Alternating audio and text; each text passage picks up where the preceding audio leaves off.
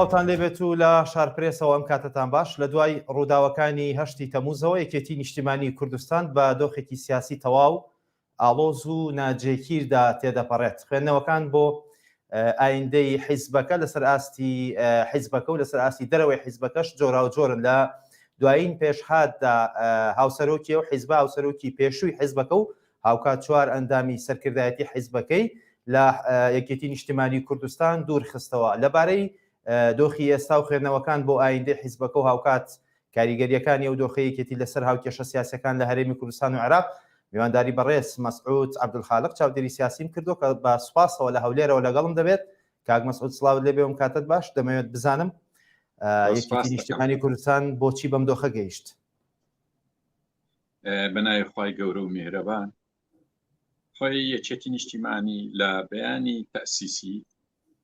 کۆمەڵێک مەبادیئی دیاری کرد. لە پێش هەمویاندا دژی قیادەی عەشایری و دژی بە میراتکردنی پیادا، ئەنی کەواتە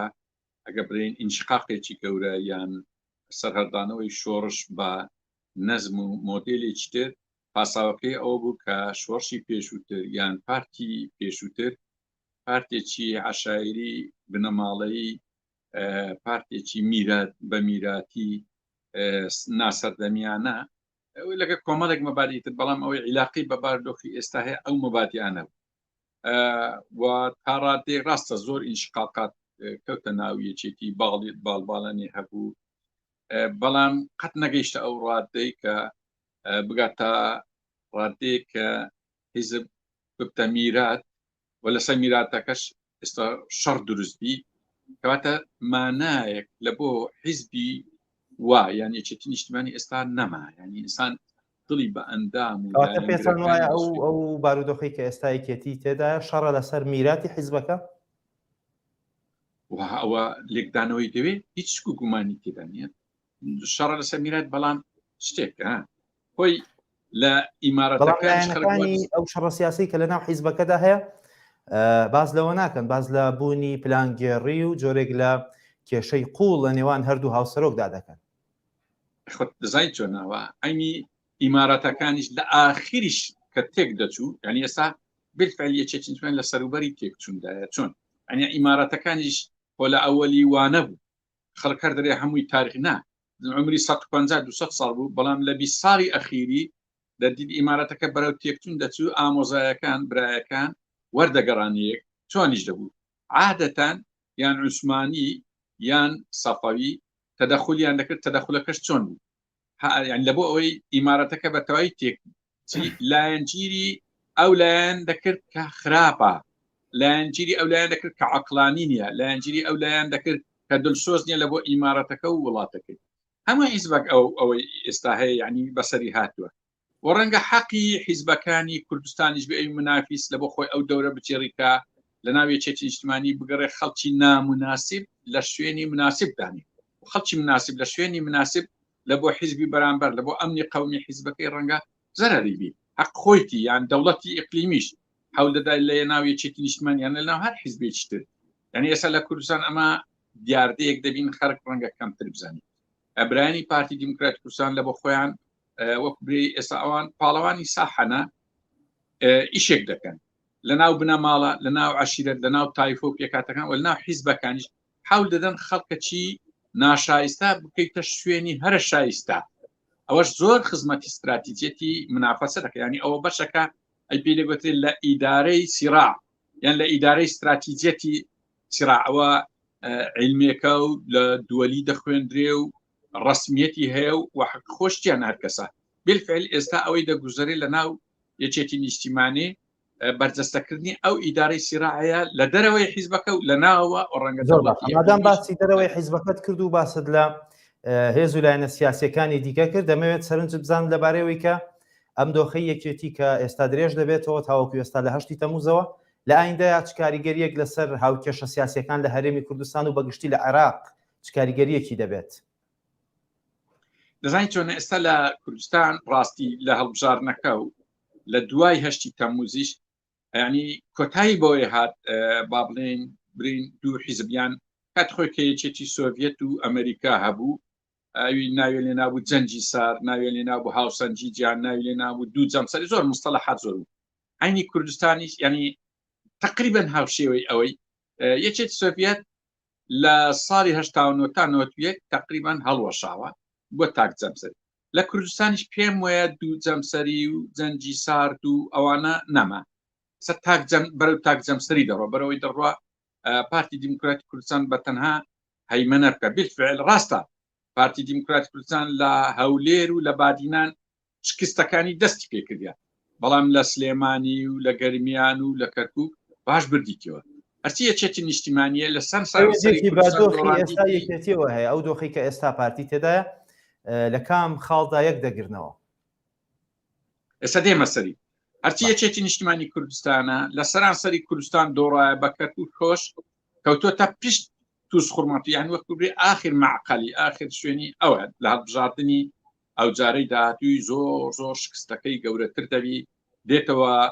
سەر حیزبێکی بچووکی 3 4 تا 5 ینی ئەو یعنی من باسی هەڵبژاردنێکی تەبیعی دەکەم. ئێستا لە کوردستان تقریبا 200,000 دەنجێکی مایم، بۆ نمونە لە هەولێر تەنها لە 105 دەنگەکانی ماوە، بڕۆ لە سلێمانی کەمێک زیاتر. ینی ئەوە وەسعی یەکێتی نیشتیمانیە بەو دۆخی. بەڵام لە پێشی 8 تەمووز وەلەو ئێمە یعنی ئێمە ئاگاداری ناو وەسعی یەکێتی نینە و هیچ پەیوەندیی بێ، ئێمە بەس خوێندنەوە دەکەین. لە پێش 8 تەمووز یەکێتی نیشتیمانی منافەسەیەکی ڕاستەقینەی پارتی دەکرد ببووە جەمسەرێک لە دوای کۆنگرا هەڵسانەوەکی بەخۆ بینی ئەگەر وا بڕۆیشتا بواە ئەگەری ئەوەی هەبوو دەنجی یەکەم بینی. بەڵام پارتی دیموکراتی کوردستانیش لە بۆ خۆی زیرەکە دەزانی چۆن گورجی خۆی دەوەشێنێ و حەق خۆشتی. پارتی دیموکراتی کوردستان دوو ئیش کرد لەو هەڵبژاردنەی پێدەچیت لە هەڵبژاردننی کوردستانیش هەروە پێیانی ساما باز لەوەی دەکەین مەعادلەکان بەوە چی دەچێت. پارتی دیموکرات ئەو ستراسی زۆر سەرکەوتوو بوو کە گۆڕانی هینا ناو دەسەڵات با خۆشی خۆی هینای گۆڕان سەفر بوو. لەو لای 8 تەمووز گۆڕانکاریەکی لە ناو یەکێتی نیشتیمانی کرد، یەکێتی نیشتیمانیش بەرەو سفر بوون دەڕوە. ئەویش دەنگەکانی دەنجینا کورسیەکانی زۆر هەڵسا ڕەنگە ئەو جارە کورسیەکانی بگاتە نزیک 50 کورسی لە کاتێک لایەنەکانی کە بێتە خوارەوە. ئەوە معادلەکەی کوردستانە کەواتە ئەوەی لە داهاتوو دەیبینین چارە نووسی یەکێتی نیشتیمان لە ژێر سای ئەو ململانەی ئەجارە زۆر زۆر بەرەو بچووکبوونەوە دەڕوە. ڕەنگە هۆکارەکەشی کاریگەریەکەی چی دەبێت بە خوێندنەوەی ئەو دۆخەی کە یەکێتی نیشتیمانی کوردستان لەسەر ئاستی عراقیش هێزێکی دیار و کاریگەر بۆ لە ماوەی چەند ساڵی ڕابردوو بە تایبەت مامەڵەکردنی هێزە عراقیەکان لەگەڵ یەکێتی و پارتی بە تایبەتتر لەگەڵ ئەوەی کە بە زۆنی سەوز و سنووری یەکێتی ناو دەبرێت چ کاریگەریەکی دەبێت؟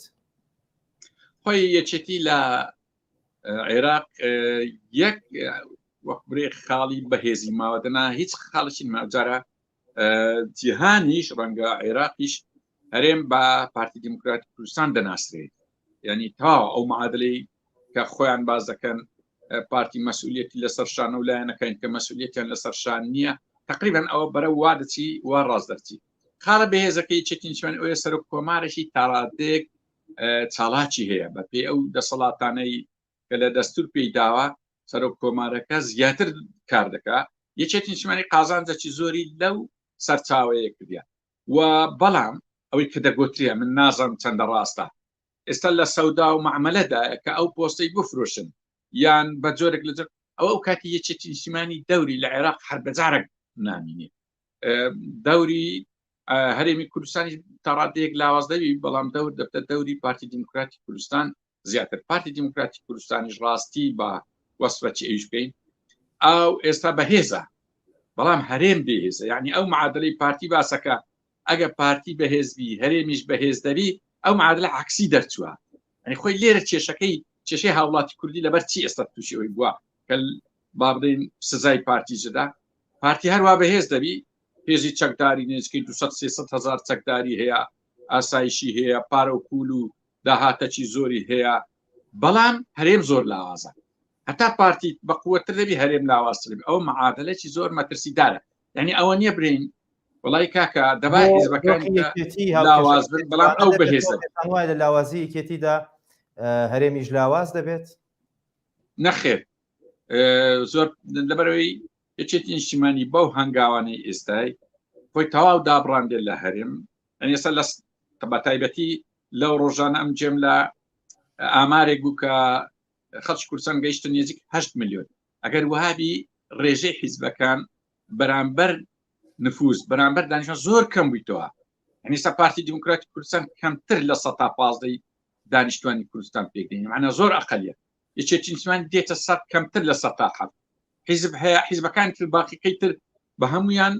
ناگەنە 102 یعنی کاتە حیزب لە کوردستان تقریبا ئەو فۆرمە حیزبە خۆی کۆتایی هاتووە بە تایبەتی یەکێتی نیشتیمان کە ئەو کارانە دەکا ئەم پێم وایە هیچ مانایەک نابەخشی جگەل لە ئینتیحار ینی خۆ هەڵدێران و خۆکوشتن ئەوەی ئێستا دەیبینی. زۆر باشە لە سەرەتای گفتوگۆکە کە دەستمان پێکرد باست لە سەرەتای دروستبوون و سەرهەڵدانی یەکێتی نیشتیمانی کوردستان کرد لە سەرەتای دروستبوونیەوە تاکو ئێستا یەکێتی وەک هێزێکی سیاسی بە چەندین گۆڕانکاری جیاوازدا تێپەڕیوە هەمیشە هێزێک بووە پڕ بووە لە ململانەی سیاسی و کێشەی سیاسی ناوخۆیی هەبووە پێتان وایە ئەوەی کە ئێستا تێدایەتی درێژکراوی و دۆخەیەکە لە شاخ هەبوو یان ئەمە ئێستا دۆخێکی جیاوازترە و لە ناو حیزبەکەدا دروست بووە؟ نا زۆر جودایە ئێستا ڕەنگە پێشتر ململانەی عێراقچی و کوردستانی هەبوو ململانەی لە ناو کۆمەڵی ڕەنزەران هەبووە ململانەی باڵەکانی ناویەچێتی هەبوو و تا ڕادەیەک شەرعێت شوێرگچکە یەکێتی نیشتیمانی لەسەر مادەی سێمی مادیەی دیالکتیک ئەوانەی شارەزای فەلسفەی مارکسین دەزن مانایەتە لەسا و فەلسفەیە دروست بە لەسەر قەولێکی ماو هەیکی کتێبەکتی تەناقض زیاتر لەسەر ئەوە دروست بووە کەواتە ململانێ لە ناو یەکێتی نیشتیمانی یعنی مانجەلات کابرایەکی بەتوانا بوو ئەروە جێگرەی بەقوەتی هەووە کاکنەوە شیروان یعنی دەیانتوانی ئەو ململانەیە بکەنە گەشەکردنی یەکێتی بەڵام ئێستا هەر ململانەیەک بە سەرکردایی ئێستا یەکێتی ناکرێتە تەتەور دەکرێتە تەناقض ینی بچووک بوونەوە تەقەزم دەبتە تەقەزم و بچووک بوونەوە و شتێکی نوێ شاتێت ینی چەند ساڵێک کە ئێمە تێبینی ئەوی دەکەین کاتە کە هەر لە بۆ یەکێتی نیشتیمانی زۆر دڵسۆزبی هێزێک لە ناو یەکێتی ینی بە گورز لی دەدا تا دەری دەکەم بۆ نمونە ئەم بەبیرم لێ عادل مراد پێداگیریەکی زۆری دەکرد لەسەر مافی یەکێتی لیدرا بەشێکتر لە ناو یەکێتی دووبارە دڵسۆز یەکێتی بوون دوور خرانەوە ئەوەی ئێستا یعنی ئەوە ئێستا ئەم دەرێم جێم لە ئەندامانی یەکێتی بووە باز دەکەن دەرێن ئەو باڵی کە ئێستا لیدرایە ئەوانە بەڕاستی لە بۆ یەکێتی نیشتیمانیان ئیش دەکرد لە ناو یەکێتی لیدرا کاتە ئێستا ئەوە کێشەی یەکێتی بوویتە دەردەک ینی چۆن ئەنی من لە ڕیفراندۆمیش ئەو تێبینەمان کرد کە حیزبەک درێ یەکێتی تو خیانەتت کرد بە چەندین ئەندام مەکتەب سیاسی تاییدیە و حیزبەی دەرەوەی یەکێتی دەکا کە دەرێ یەکێتی خیانەتی کردیان ینی ئێساس بە هەمان شێوە حیزبەک لە دەرەوەی یەکێتی دەرێت و شێخ لاهور یان نازم ئەوانەی دەرکراینە چوچن پلان ئەتو خیانەتت کردە یان تو سەر بە فلانجی لە ناو یەکێتی دەستێکەیە تەنفیزی ئەو ئیشە دەکات کەواتە بۆ شێوازە بڕوا وەدەستڕوە بەڵام ئەمڕۆیەکمانی سەرکردایەتی یەکێتی بە ئاشکرا باسی لەوە کرد کە ئەو بڕیارەی بافڵ تاڵەبانی و سەرکردایەتی یەکێتی بە پشتیوانی تەواوی ئەندامانی سەرکردایەتی یەکێتی بۆ واتە تەواوی ئەندامانی سەرکردایەتی ئەو حیزبە پشتیوانیان لە دروخستنەوەی لاهور شێخ جەنگی و چوار لە ئەندامانی سەرکردایەتی کردووە ئێستا کە شەرعیەتێکی حیزبی بۆ بڕیارەکە هەیە بە فەرمی لەلایەن حیزبەوە لاهور شێخ جەنگی لە حیزبەکە دوور خراوەتەوە بۆ هەنگاوی داهاتوو پێتان وایە لاهور شێخ جەنگی دەتوانێت چی بکات یاخۆت چ ئاراستەیەک هەڵە بژێرێت زین چۆنا من پێم وانە ناگەم لەو مۆزوعانە نییە وڵا ئەو ئیشی ناوە خۆی یەکێتی بەڵام پێ ناچێگا ئەوە بواە بە بەیانەک ناوی هەمووان دەنووسرا و ئیمزای لەسەر دەکرا ئەوە ئەوی پێی دەگوێت شەفەی ئەوی شاردوێتەوە بەڕۆنی وتوێتی هەر کەسێک لە سەرکردایەتی بڵێت لە کۆبوونەوەکان ئامادە نەبوو و پشگیری بڕیارەکەم نەکرد و ئەوە ڕاست ناکات خۆی بزانین چێ مادەمەیە ئەوە پێی دەگوتری هەنگاوێکی عشایری زارەکی زۆر خراپ ئەنی یەکێتی نیشتیمانی یەکجاری دا دەڕوخێت دەبواوی ئەندامانی سەرکردایەتی تەواوی ئەندامانی سەرکردایەتی بڕیارەکە دراوە دەزانی دەبواوی مادەمەیە هەر ئیمزایەکە چکە دەرکردنی هاوسەرۆک کە دەنجی یەکەمی هینایە ئەو دەنجی یەکەمی هینایە لە کۆنگرە شەرعیت لە کۆنگرەیە لە دەرەوەی کۆنگرە شەرعیت نییە و توانای دەرکردنی هاوسەرۆکیە نابی چۆن دەبی بەڵام ئەگەر هەنگاوەکە ناشەرعیسبی دەتوانی کەمێک شەرعیتکەن بۆی هەموو ئەندامان مادەم ئیجماع لەسەر بووە دەبابی ئیمزایکەن بەڵام سەرەڕای ئەوژەم پێم وایە وەکو سایکۆلۆجیەتی سەرکردایەتی یەکێکی ئێستا بخینمەوە سەر سایکۆلۆجیەتێکی زۆر خراپ تێکشکاوە باوەڕی بە قەزیەک نییە ناچار دەبی دەیکات ئەنی وەچی سەرکردایەتی پارتی دیموکرات کوردستانی لێ هاتووە ئێستا یعنی وەکو قیادەی قوتری حیزبی بەعسی قەدیمی لێ هاتووە کە سەدام حوسێن هەر ئیتیجاچی بووە هەموو دەستیان بردەکرد لە ناخشدا باوەڕیان پێ نەبوو وەکو لە مزەکراتەکانیان لە یادداشتەکانیان ئێستاوا لە بوومان بە دیار دەکەی بەڵام هەرچیبی یعنی یەکێکی نیشتیمانی هەنگاوە بەرەو ئینتیحار لەبەرچی دەرم ئینتیحار لەبەرەوەی یەکێکی نیشتیمان دەنجی لە ناو خەڵکی خۆی بە تایبەتی لە سلێمانی زۆر کەم بووە بە کەمترین یعنی قسە دەکەم بڕک خەتەریشە حەقۆیە بەخۆ بێنەوە یعنی چەند جارە خۆپیشاندان کرا بەرەبەرە ئیش گەورە بوو بارەگا سوتا تا لەو دوای پەلاماری بارەکەی مامجەلالیش درا وازن بە شەکلەیشتە کەواتە ئەگە خۆپیشاندانە یان ئیشێکی گەورە ڕوودا یەکێکی نیشتیمانی و سەرکردایەتی یەکێکی نیشتیمانی دابڕاون لە خەڵک ئەگەری زۆر خەتەر هەیە یعنی ئەوە باتڵیان خۆش نەبی ئێستا لەو دەمەی هەندێک ئیجراعات دەکەن و هەندێک پێیان دەکەن بەڕاستی ئەو لە قەدارەیە کە خۆیان لەسەر وادەی بڕنەوە ئەم دووبارەی دەکەمەوە ئەگەری زۆرە ڕاپەڕینەکی گەورە لە کوردستان ببی و خاڵی هەرە بەهێزیش لەولایە ینی ئەوە وا دەکە یعنی لەبەرەوەی بەڕاستی هەی ئەو کاتی هەرێمیش زەرەر دەکا هەموو لایەکمان زەرەر دەکەین کە ئێمە هیچ ئێمە سەر بەخۆین ئێمە هەرە شتەکەی وەکو ئامۆژگاری لە بینیوان ئەم ڕێوەک خۆم زۆر جار باسی ململانی نێوان کاک نێچیر و کاک مەسئول دەکەن والله ئەم چ کەیفم بەو ململانی لەبەرچی ململانیان هەیە لەبەرچی بینیان ناخۆش بێت ئەمە خۆم شتی شخصی نییە من پێم خۆشە هیچ زۆر ناخۆشم ببین و سپێنێ کاک نێچیر مەسەلەن وا بەو شێوەی لەگە کاک مەسروری دەری بکە و یان کاک مەسرور ئەوی دەربکە ئەو زۆرەمان پێ ناخۆشە کراپی دۆخی هێز و لایەنە سیاسیەکان بە دیاریکراوی دۆخی یەکێتی نیشتیمانی کوردستان چ کاریگەرێکی خراپ لەسەر دۆخی ژیانی هاوڵاتیان دروست دەکات جاروبار باز لەوە دەکرێت هەر هێزێکی سیاسی کاریگەر ئەگەر کێشە و ململانی ناوخۆیی هەبێت کاریگەری لەسەر حکوومەت و دوجاریش بەسەر چینەکانی خوارەوەی کۆمەلگایە بە خراپی دەشکێتەوە بەس ئەو خاڵی تەواکم طبعا ینی ئەمە پێمان ناخۆشە ململانی ناوخۆ ینی هەتا ناویەکێکی نیشتیمانی ئەگەر کاک لاهوریەوەی بەرامبەر کاک بافێڵی کرد هەر پێمان ناخۆش ینی ئەوە سابیتە بەڵام لەبارەی وەڵامی پرسیارەکەت کاکە ئەوە بەشێکە لەو سیراعە تەبەقی دروست بوو ئەوەی ئێستا دەگوزارێت لە ناو یەکێتی نیشتیمانی تازەک لێ پوڵ بێەوە زۆر نا دەبینی عیلاقەی بەو ململانی تەبەقی هەیە لە کوردستان دروست بووە طبقەی گەندەڵ کە ئەقلیەتە زۆر ئەقلیەتە ئێستا دێمەسەری ئەو بەرەبەرە لەو بەو هەنگاوانە جێپێ خۆی لە کوردستان زۆر قایم دەکات طبقە فراوانەکەی کە میلەتە نزیکەی 185 ئەو جێپەی لەق بووە ئێستا ساحبی هیچ نییە ئەوە بەشێکە لەو ململانەیەی کە برین چینایەتی بەڕاستی چینی ڕەش و ڕوت و ماڕە ئەنفار و ماڕە پێشمەرگە لە هەناو هەموو حیزبەکان و میل بە میلەتیشەوە کە تو ملاحەزەی ئەوی بکە بایکۆتی ئەو جارە تەنها میلەتی بێلایەن نەبوو جەماوەری پارتی و یەکێتیش لەگە ئەو بایکۆتن بەمعنە بەرجەستەی سیراعێکی تەبەقی ڕاستەقینە هەیە لە کوردستان کەواتە فەقیر و هەژار و پێشمەرگە و موەزەف و خانەنشین و پێدا بڕۆ جوتیار و ئەوانە بەرەو ئاقارێک دەڕوا بەرەو گرانی بەرەو باج و خەرات بەرەو سزا بەرەو بێکەسی بەرەو بێخاوەنی بەرەو وڵات فرۆشتنیان بەرەو ئەو ئیتجاهە دەڕوا وەکو برێی چارە نووسێکی زۆر خراپ چاوەڕێمان دەکە ئەوەی بەڕەحمەت مەلا مستەفا ساڵی 75 گوتی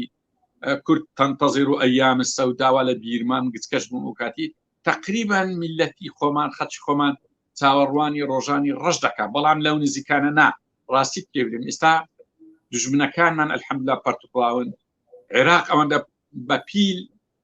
پیلانجێڕی نایە دەنا ئێستا پیلانجێڕیەکان دەکرا و عێراق ئێستا تەنها برێ مەرحەبا پیلانجێڕی تورکیا و دەوڵەتانی دەوروبەر هەرێمی کوردستان هەرنانینی ئەوە قیادە نییە ئەوەی هەرێمی کوردستان بڕێوەدەوە ئەوە بریتە لە تەسریفی ئەعمالی گەندەڵی تەنها ئەنێ ئێستا هەموو دەسەڵاتەکانی کوردی بەو هەنگاوانەی لای سلەیمانیشەوە بریتە لە جێپێ قایمکردنی طبقەی گەندەڵ یعنی طبقەی گەندەڵ لە کوردستان متطلباتی پێویستیەکانی چیوی لە ڕووی قانونی لە ڕووی سیاسی لە ڕووی نیشتیمانی لە ڕووی باقی ئیشەکانی تر ئەو دەگوزەری ئەجە تەبقەی گەندە ڕەنگە پێویست بکات لە سلێمانی ئەو گۆڕانکارێک بی ئەو گۆڕانکاریە ئەو دۆخەی کە لە ناوێکێتی هەیە وەک هاوکێشەیەکی هەرێمایەتی سەیری بکەین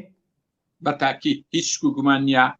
علاقەی بە هاوکێشەی هەرێمایەتی هەیە و علاقەی بە هاوکێشەی ناوەی کوردستانی شەیە ئەوجا علاقەی بە هاوکێشەکانی ناوەی یەکێتی نیشتیمانی شەیە کەمتر علاقەی بە هاوکێشەی عێراقی هەیە.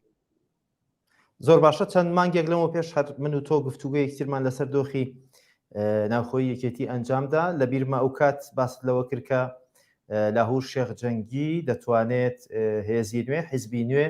و توانای ئەوەی هەیە لە ڕووی سیاسیەوە بتوانێت حیزبی نوێ دروست بکات. ئێستا کە بە فەرمی لە یەکێتی دوور خراوەتەوە دەتوانێت چی بکات؟ هێشتا لەسەر ئەو باوەڕە ماویت کە لاهور شێخ جەنگی دەتوانێت حیزب و هێزی نوێ لە ناو هەرێمی کوردستان دروست بکات؟ خۆی لەو هەڵبژاردنەی دوایی بە تایبەتی دەنگ سووتانەکانیان زۆر ئاماژەی تر دەکەوت ئەو شعبیەتی زیاترەوە ئەویش دەنجی یەکەمینە ڕەنگەن بەڕای من وەکم تێگەیشتم لە ناو یەکێتی نیشتیمانی ناستە دەرێ ئەو دەنجی یەکەمی کۆنگرەی هەیە ڕەنگاوی پێ بەی دەرێ لە ناو یەکێتی بڕۆدرێ ڕەنگاو بریا تۆ بڕۆدرێ ئەمە ئەو ئەزمونانەمان دیتە کات خۆی لە ناو بزوتنی ئیسلامیش وەکو ینی وەکو چاودێریەک تەماشای ئیشەکانمان دەکرد یخۆت مامۆستا عەلی باکیریان دەرکرد بە فەسڵکردن دەرناچی لەبەرەوەی دەنجی هەبوو دەنجی یەکەمی دوای ئەوە کۆمەڵی ئیسلامی لێ دروست کرد و ڕەنگە ئێستا وا شکستی هینە بەڵام تا ڕادێگە و بەڵام لایەنەکانی تا شکستیان هینە ینی یەکێتی نیشتیمانیش هەر وایە جەماوەری کاک لاهور لە ناو یەکێتی نیشتیمانی و لە دەرەوەی یەکێتی نیشتیمانی زۆرە من ئەو کاتیش ڕەنگەوەم گوتوی لە ڕووی جەماوەری باشە بەڵام لەو دەمەی کەمتر اختیاراتی لە بەردەمی هەیە لە بۆی حیزب دروستکە ئەم پێم وانی نازم ینی ئەو معلوماتم نییە حیزب دروست دەکەیانە گەزارزار ناوی مەدەینن وەختەی ناویمیان دێنێ دەیانگۆرەوەی ئەنگۆ لە ئەگەر ڕئیس جەمهور لیستێکی پێکنێ کاکە هەیخوا بتگری ڕئیس جەمهور وە یەکێتیە کالیستی هەیە ئێستاش شێخ لاهور یەکێتیە سەرۆک ینی وەکوری هاوسەرۆکە هەر هاوسەرۆکە تا ئێستاش ینی هاوسەرۆکی ڕابردوو نییە پێم وانییە حیزب دروستکە بەڵام شتەکێت لە هەموو ئەوانەی کە دەبینم لە ناو وەزعی گۆڕان لە ناو وەزعی ئیسلامیەکان بەرەو ئەوەی دەڕوا بەرەیەک ینی کوردستان بەرەو دوو جەمسەر دەڕوا یان دوو سەنگەر دەڕوا یان دوو لیست دەڕوا ینی لە کۆتاییەکەیدا لیستێک تەمسیلی گەندەڵکارەکان کە لیستێکی تەمسیلی ئەوی پێی دەگوتێ بەرەی گەل تقریبان 185 میلەتە بەڵام بێ خاوەنە ئیشکردن لەسەری هەوەنتە و ئاسان نییە بەڵامی 115ەکەی ئیشان ڕێک و پێک و وا دەبینن لەماوەی ڕابردوو بەتایبەت لە چەند مانگی ڕابردوو دواتریش لە نزیکترین کات کە لە چەند ڕۆژی ڕابردوو بوو بازەوە دەکرا کە هێزێکی نوێ بەرەیەکی نوێی سیاسی لە هەرێمی کوردستان بۆ پشتیوانیکردن لە خەڵکی ناڕازی دروست دەبێت بەڕێستانێکێک من لەو کەسانی کە لە ناو ئەو ناوانە بوون کە ناوتان دەهێنرا ئەوە هیچ هەوڵێکە بوو ئەو کات ئێستا چی هەیە زانیاری نوێ لەسەرەوەی کە باسی دەکەیت چییە؟ خۆی هەوڵ زۆر بوو ڕاست دەکەیت هەوڵ بە دوو ئیتیجا هەیە لایەک لەگەر ئەو حیزبانەی کە قابلی ئەوەن ناویان لێبنی بەرەگەل لایەکیش لەگەر ڕەوشەنبیران و دام و دەستگای مەدەنی و شخصیات و کۆمەڵەوەی لە بە هەردوو ئاست هەیە زۆربەی جار شکستی هینایە چۆن ئەو ئێستا دەبینی ئەو وەزعی دەگوزەرێ لە ناوێکی بە عینی هۆکار بە عینی دەست ئەو ئیشانە شکستنیە بەڵام لەبەر ئەوەی هیچ بەدی لەشکەنیا 100 جاری شکست بینی هەر ئەوە چارەسەرەکە بەرەیەکی بەرفراوان تەمسیلی ئەو میلەتە بکە ئەو میلەتە بێخاوانەی ئێستا چکە بەرەی گەندەڵ مومەسیلێکی زۆر جوان و چاڵاک و بەهێزیشی هەیە بەڵام بەرەی گەل میلەت بێخاوەنە ئێستا وەکەوتۆتە ژێر باری سزای ئەوانە زۆر بە قورسی خوێنی دەمژن داهاتی دەبن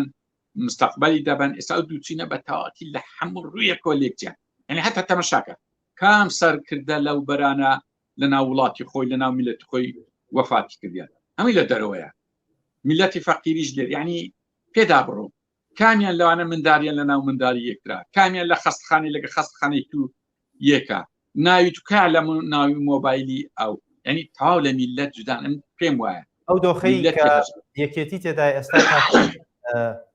دەبێتە هۆکارێک بۆ زووتر لەدایکبوونی ئەو بەرەی کە باسی دەکەیت پێم وایە ڕاستە ئەو بارودۆخە ئەوی ئێستا دەیبینن لە ناوێکێکی نیسمانی زیاتر بەس زەبەر قسەکەت ڕاستە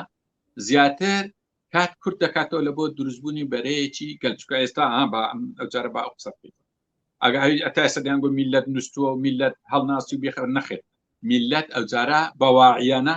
بە هۆشمەندانە دەنجیدا زانە چی کردیان سزای هەموو حیزبەکانیدا سزای گۆڕانی زۆر بەخراپیدا سزای لایەنە ئیسلامیەکانیدا پاداشی هەندێک لایەنی کردیە پاداشەکی مەحدود بۆ نمونە گۆڕان سزایەکەی زۆر توندایە بەڵام چاوەڕوانیشتی ئەگە خۆڕاز بکاتەوە ئەوجارە دەیەوێت ڕاستی بکاتەوە برندی بکاتەوە لە لایەنە ئیسلامیەکانیش گوایە هەندێک لایەن هەیە ئێستا دەنجیان هات خوارێت یعنی باکوبری میلەتەکە نهاتێ شمشێرەی دەستداتێ سەریان ببڕی کۆمەڵی ئیسلامی یان ئی گۆڕان ئیان ئەوان نەخێت بەس سزایدا و یەخستیتی دەرێ هەستەوە خۆت ڕاستکە هەتا پشتت بگرین یعنی کاتە میلەتەکە دەتوانین بین واعیە یعنی دەنجی جارە نەدایکە تەبەقەی گەندەڵ دەنجیان زۆر کەم بوویتەوە بڕۆ لای باتینان بڕیارەنوێیەکانی سەرکردایەتی یەکێتی دەکرێت هۆکارێک بن بۆ ئەوی لە هەڵبژاردننی داهاتوو وەک خۆت دەڵێت کە سزای هێزەکان دەدەن ئەم جارە ئەندامان و لایەنگرانی یەکێتیش بگرێتەوە و جارێکی تر سزای ئەو حیزبە بدەن ئەم پێم وایە ئەوەی ئێستا دەیبینم ڕەنگە لە حەزاتی ئەخیرا یانچکە پێدەچی تۆزێک مەجال مابی ینی مەجال مابی لە بۆ خۆڕێخستنەوەیان خۆڕێک ناخنەوە خۆیان دەزانن بەڵام بەو ئیتجاها بڕوا بە تاکید هەم جەماوەری یەکێتی خۆی هەم جەماوەری کوردستانیش سزایەکی زۆر توندی یەکێتی ڕەنگە سزایەکە زۆر قورسیش بیدا و سزایەکە ڕەنگە هەر هەڵبژاردن نەبی برین بە تەنها لە هەڵبژار بۆ سزای میلەت جاروێ لە کەتێک دەتەقێتەوە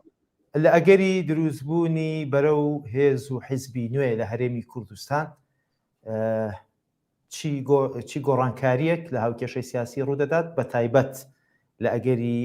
هاتنە پێشەوەی لە هەور شێخ جەنگی وەک سەرکردەیەکی سیاسی نوێ و لە ناو هێز و لایەنێکی سیاسی نوێدا زانی ئێستا شتەکە دروستبوونی ئەو هێزە ئەوەندە ئاسان نییە برین سبەیان زوو چکە چی بەسەراتێ پێشان گۆڕان بەشێک بوو لایەنە ئیسلامیەکان بەشێک بوون ئێستا تقریبان گۆڕان بۆ دوو بەشە کەوتۆتە دەرەوە کە ئەو ئێستا ساحیبی ئەساسی یعنی ئەوەی بەس سزای گۆڕانی ئێستایدا گۆڕانی ئێستا کەوت ئەوەی گۆڕانە ئەو کەواتە کەوتوتە دەرەوە یعنی ئەوێمە پێشان دەمان حەولمان دەدا دەمان گۆ کاکە گۆڕان شکستدەینی باشە یان کۆمەڵ شکستنەینی یەکگرت و شکستنەینی حولیشماندا جاروێ پێیان ناخۆش جاروێت و ڕۆژ دەبوون لێمان وایان زانانی ئەمە تەدەخلی ئیشیان دەکەین ئەخر جاروێ ناریم ئەمن دکتۆرەکەمە بەڵام جاروێ دکتۆر کە دەچی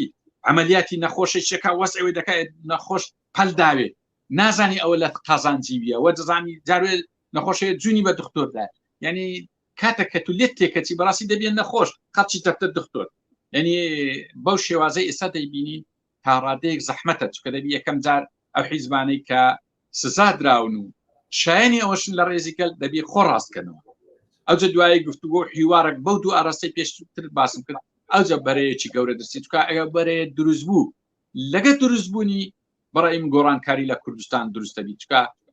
قسەکە یعنی وەکوبرێ عملیەکە ئاسان ئەگە لە بۆ شەرحەکە ئێستا برێت چی پێویستە کوردستان تەنها بەرەی مەزلوم کەواتە ئەو هەنگاوانەی لە پێش دروستبوونی ئەو بەرەو ئەو حیزبە نوێیەوە کە گرنگن چین یان کێ دەتوانێت ئەو هەنگاوانە بنێت ئێستا یەک شت ماوە چکە ئێستا وازی حابوازن وەکبری زۆر قرس نییە بری شەرحەکی دەوێت تەنها بەرەی مەزلوم بەرەی گەل ئەو میلەتە فەقیر و هەژارە بە تێکرا خۆی لە تەبەقەی گەندەل جودا کاتەوە بە ناوی یەکڕێزی بە ناوی ڕێزی نیشتیمانی بە ناوی ئەوەی وڵا داچکارین جیانە بووەتەوە لەو تەبەقەی کە تۆ باسیەکەی بەڵێ جیابووی تۆ ئێستا زۆر باش جیابێتەوە بەڵام چی پێویستە پێویستی بۆ هەیە کە جیابوونەوەکەی بەرجەستە بکات لە ڕووی سیاسی و نیشتیمانی و کۆمەڵایەتیش و قیادەی هەبی ئێستا نقستانی ئەو بەرەیە قیادەی نییە قیادە ڕەنگە کاریزمایەکی بە تاقی تەنها ئێستا نەبی بەڵام دەتوان بە موئەسەسەیەک هەر کاتێک ئەو خۆ جیاکردنەوە هەبی نەشۆڕشی دەوێت نەمزاهراتی دەوێت پێوەستی کەمەوە بە بابەتی سەرەکی گفتوگۆکەمانەوە دەکرێت لە هەور شێخ جەنگی وەکو قیادەیەکی نوێ بێتە پێشەوە تا چەند دەرفەتی ئەوەی دەبێت خۆی دەزانین چۆنە ئەو ئیشەم دەریم ئەو بەرەیە من نازم وڵا کاک لاهور چی کردیە و تاریخی چۆنە و ئەوەی چۆنە بەڵام بەگشتی ئەویش ڕەنگە ببتە بەشێک و خەڵکی تری چکە بارەکە قورسە هەموو لایەکی دەوێت هەموو لایەکی دەوێت هەتا ئەو بارە قورسەی هەردەگری ینی بەتەنها ناکرێت و زەرب لە دەی زەرب ینی حتا لای ئەمە تەصنیفاتێ لە لای پارتیش لە لای یەکێتی لە لای حیزبەکانی کەس خەڵکی باشی تێدایە و خەڵکی خراپێ ئەوی تاو تێکەری ناو تەبەقەی گەندەڵی بووە بەرەیگەلنایە ئەجار یەکە هەری دەبی ئەو وەکوری ئەو سنوورە بە جوانی لێکتیاب بکریتەوە ئەم یەک قسەمایە بیکەن ئەمێ دڵنیا ئەگەر چکە ناوی ئەوی نین ئەرێ هەممان لە ناو یەک سەفینەین لە ناو یەک پاپۆرن با تەبەقەی گەندەڵ پاپۆڕی خۆی بەجدا بستە ناو بەحرێ دەبینی هەموو قەلبی کونکونا نیو سعات عمری نابی بەڵام ئەوە لەبەرەوەی تێکە لەگەر ئێمە لەگەر میلەت بۆیە ئەوەندە تەمەن بەس ئەو لێک جوداکردنەوەی دەبی ئەم دووبارەی دەکەمەوە نە شۆڕشی دەوێت نە مزاهراتی دەوێت ئەو تەبەقەیە دەگۆڕدرێ ئەو کاتی کوردستان دەکەوێتە دەستێکی ئەمین و شارەزا و بە مستەقبەلیشان زۆر باش ئەوە تەنیا ویستی خۆتەیان دەتەوێت وابێت یان خوێندنەوە یاخود ئەوە زانیاریە و لە لای ئێوە هەیە و پێتان وایە لە داهاتووی نزیکدا دەکرێت ئەو بەرەیە دروست ببێت وڵی هەمویانە ئەمە بەپێ خوێندنەوەمان لە بۆ تاریخ لە بۆ واقعی جیهانی ئێستا لە بۆ سیاسی دەولی لە بۆ گۆڕانکارەکانی شەرق لەوسەد لە بۆ عێراق و لە بۆ نەسی دینیش هەمی پێمان دەرێ ئەو تەبەقەی ئێستا بەڵێ مادام هەمویانە کەواتە زانیاریشی تێدایە زانیاریەکان بە دیاریکراوی چی دەڵێن لەو بارەیەوە زانیاریەکان ئەوە دەڵێن کە ئەو دەسەڵاتەی ئێستای کوردستان بەڕێوەدەبا هەڕەشەی ڕاستەقینەیە لەسەر ژیانی تاک بە تاچی خەڵکی کوردستان بەداخۆ کارەبامان کوژاوە نازم دیارە بە باشی گوێم لە دەنگی تۆیە فەرموو بەردەوام بە باشە هەڕەشەیە لەسەر تاک بە تاچی خەڵکی کوردستان ئەوە علاقەی بۆی نیە ئەم سیاسی مە و فلان سیاسی نییە هەموو کەس ئێستا وەکو برێ گەندەڵیەکان لە سامانی ژێرزەوی و سەرزەوی و ئاسمانی هات و جیرفانی هاوڵاتیان دەکۆرنەوە و دەدزن ڕاستە و خۆ تەواو یعنی ژیان نامینێ ئەوەی مارکس کاتی خۆی پێشبینی لە سەورەکرد ڕەنگە لە زۆربەی تێ غەڵەت دەرچوی بەڵام لە کوردستان ڕاستتر دەچەوەی لە ناوی لێنا بؤس المتزاید نظریەت بؤس المتزاید لەسەر لە کوردستان ڕێک ئەوەیە ناچاری ینی نەما چارەسەر زانیاریەکەی من ئەوە بەڵێ دروستبوونی بەرەیەک یان هێزێکی سیاسی نوێ لە هەرێمی کوردستان نزیکە و لە ئایندەی نزیکدا دروست دەبێت پێم وایە لەگە هەندێک حەدەسێت بەڕێوەیە ئەو بەرەیە دروست دەبی ئێستا ئەو حیزبانەش هەموو تێگەیشتینە هەندێک بەیانات دەبینم لەلایەن حیزبەکانی معارەزەی قەدیم کە بەشداری دەرن هیچ دەسەڵاتە هەرێمی کوردستان ناکەین بەشداری هیچ جۆرە دانیشتێک لەگە سەرۆکایەتی هەرێم لەگە ئەوە سەرەتایەکە و زۆربەی زۆری دام و دەستگا و خەڵکی تاک بە تاچی ئەو کوردستانەی گەیشتە ئەو ڕادەی کە لە ڕێ بەڕێدا لەگە ئەو تەبەقە گەندەڵی نەڕوە ئەوە پێشەکی دروستبوونی ئەو بەرەگەسی تا چەند کە یەکێکی لەو کەسایەتیانی کە لە ناو بەرە نوێیەکەدا کە جەناب دوتر دروست دەبێت لەوێ چ کاریگەریەکت دەبێت وەکو ژمارەیەک لە ناو ئەو بەرەیە ئامادە دەبیت واللهی من نازانم وڵا ئەمە تازە لەو تەمانەی ئەمە زۆرمان پێخۆش بوو لە کوردستان ئاشتی هەبی گەشەکردن هەبی عەدالەت هەبی پێویستی بۆ وەزعی نەکرد بەڵام ئەوە دەسەڵات خۆی دروستی کردیا کەواتە یعنی من یەک لەوانم لەو تەمانەی زۆر ڕەنگە پێویستم بە پۆست و پارەی حرامی ئەو دەسەڵاتای پیس و چەپەرە نەبی پێویستم بە عەرد و خان و ئەوانە نەبی بەس زۆر خۆشە ئەو کوردستانە بکەیتە دەستێکی ئەمین و شارەزا چونکە شایستەی ئەوەیە کە گەشە بکە و کە بینای دەوڵەتی خۆی بکە زۆر خراپەتیان بەجێما و پلەپایە یەکێک دەبی لەو کەسایەتیانی کە بڕیارە لە ئایندەیە لەناو ئەو بەرەیە هەبیت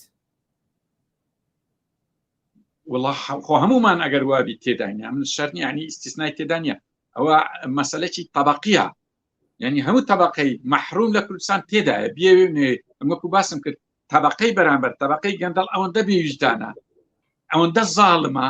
ئەوەندە فاسیدا ینی بۆی ڕناوەستی میلیارد دۆلاری کۆکردەوە هێشتان چاوی لەوەیە ئەو چەند هەزار دینارۆکەی لە جیرفانی فەقیر و هەژارە ئەیشی بەناوی باج و خەراج و سەرانە و بەو ناوانە لە جیرفانی دەرمی دوا پرسیار ئەو